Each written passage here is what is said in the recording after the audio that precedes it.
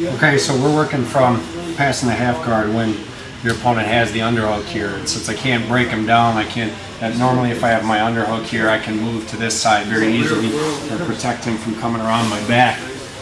When he's got the underhook, if I turn away, then he can start working his way out and working his way into his half guard, playing a better game. So when I get here, I have to stay heavy on him. I'm going to try to keep as much pressure on this as I can. But he's obviously going to be trying to sit up and move his hips out and try to use his half guard.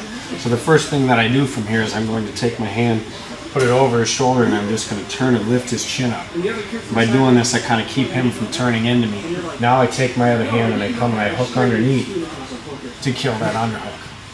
So at this point here, I'm staying heavy on his body. Now I've got to turn my hips. So what I'm going to do is as I start moving up my hips, he's going to keep his guard locked as hard as he can. He may even have my leg locked down in that lockdown position.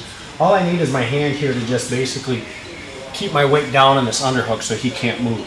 I'm then going to take my hand, I'm going to bring my body weight up, and I'm going to slip my hand underneath his head and try to grab his chin. So I'm just going to use what we call the chin strap, where I come underneath here. If you can't get that, if the guy starts kind of tucking his head in, what I'll do is just reach and kind of grab my own rib cage and pull his head in. But either way, I'm trying to trap that head as much as I can. Now what I'm going to do is as I turn my hips, I'm going to try to sprawl my hips out. And as I do that, I pull his head into me, and I use my hand right here just to put a little bit of pressure down. And now his legs come open. So I'm going to bring my body as close to him as I can at this point. I don't want to be really far away because I have no leverage. When I'm here, I'm going to pull his head into me and sprawl right on top. And as I do that, I get an easy pry off of him. If you're far away, you'll notice that you're kind of stretching and you can't get it to go.